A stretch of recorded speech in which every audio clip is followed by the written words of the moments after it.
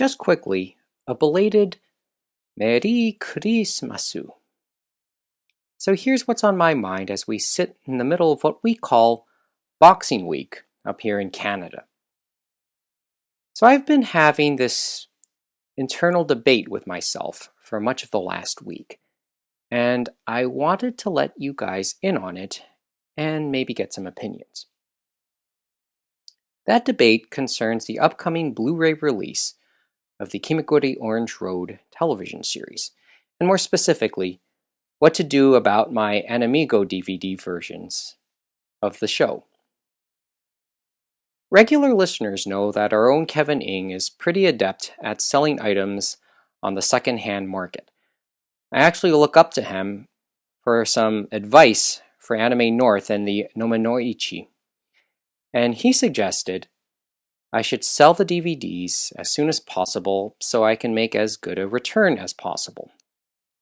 That possible market may have gone down, though, with Discotech's announcement that the core Blu-rays will be released on March 26. So if I'm going to offer it now, it'll probably be at a discount, or with the OAVs and movies thrown into the package. And this is a thought that I'm pretty sure Austin would agree with. Admittedly, my hold and nostalgia attitude towards my library may have made it hard to sell for decent money if I'm willing to do so now. But Kimiguri Orange Road holds a special place personally as one of my top 3 shows of all time. And if you're a regular listener, you should know the other 2 by now as well. So, the debate takes on another layer. In the end, my decision kind of comes down to something that's probably not much different from diehards of something like Star Wars, in that you'd be willing to pay for essentially the same thing more than once in various formats. And I know I'll expand on that if asked upon in future episodes. Oh, and yes, the pre-order was with Right Stuff, which means that some other items were ordered with it as well. Which means we'll probably talk about that too in the future. Okay, that's one debate. Here's another, and this one has been a little more ongoing and topical, but I think there's a light at the end of the tunnel now. I finally decided to take the plunge on some of the streaming services we've talked about already. Let's start with Viki, Rakuten's streaming service that focuses mainly on K-dramas. They presently are having their annual holiday sale on their second-tier standard pass, so I've decided to try it for a year, beginning with the 7-day trial. I've mentioned in the past that my sister is actually the one who first introduced me to this service when she was watching a few shows on her iPad with a free membership a year or so ago. I'll be sharing this membership with her. I figure many of you are thinking that this isn't anime related, and you're right. But I'd like to think that there's some overlap here in terms of interest in East Asian pop culture as a whole. And I did say when we brought back the podcast back in February, this was going to evolve a little bit from what it has been during the Comic Den years. So maybe we'll talk about this a little more as 2019 goes. Which leads me next to Crunchyroll. I'll take the plunge into a subscription a little later tonight. The only real question will be what type of subscription to purchase. Should I go monthly, go quarterly, or go annually? And yes, I'm aware of the upcoming price increases in the new year, which will make this call a little more interesting. Certainly not as cut and dry. The Crunchyroll subscription is a little bit of a realization as to how behind I am on the anime and manga scene now. But if I'm going to have any sense of the current scene, I have to explore, right? Kind of reminds me of the motto on Ontario license plates. Yours to discover. if you can afford it.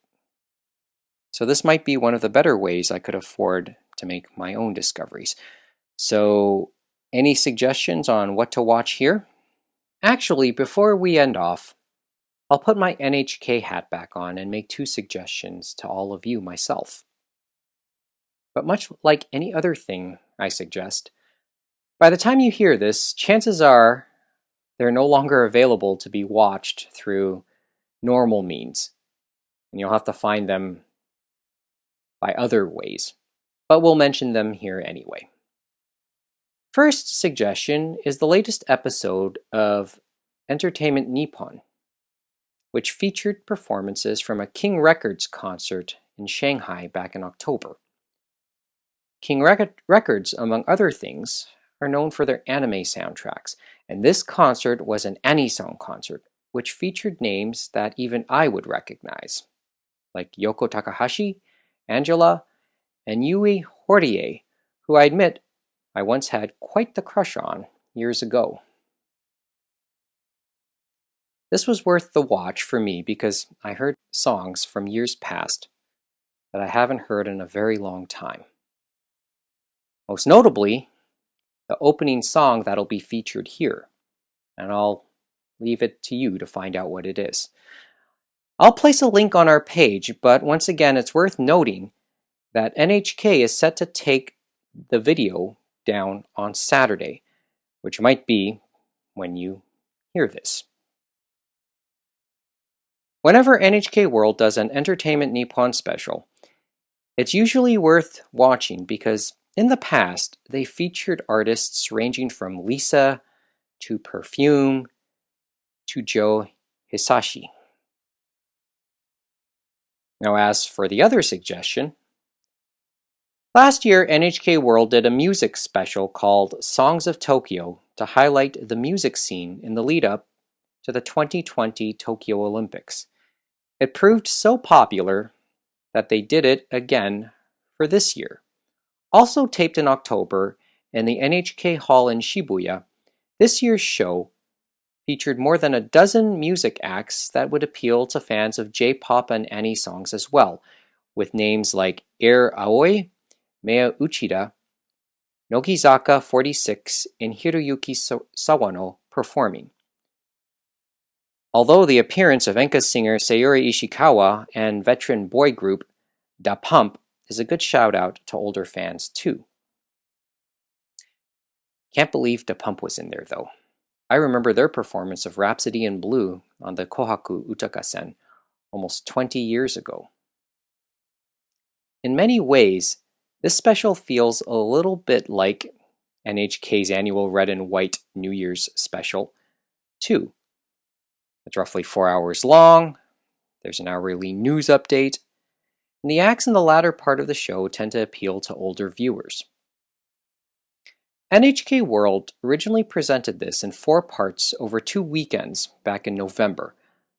An encore presentation is set for New Year's Day and January 2nd on NHK World Japan, so check your local listings for exact times. But if we're lucky, they'll also place the video on demand back on their website too, which was also available until early December. I'll cross my fingers hoping that comes back as well. I'll also cross my fingers that I'll somehow find a way to see this year's Kohaku too. Okay, that's it for our 2018, the return year and the first year of the Six Talk era.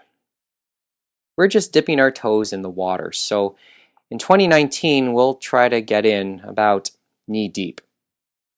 So thank you so much for listening in again.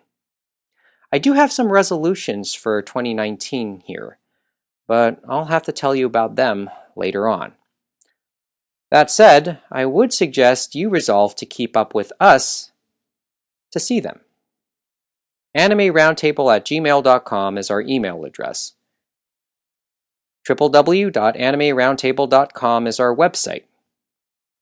And you can follow us on Twitter @AnimeRoundtable and our Facebook group.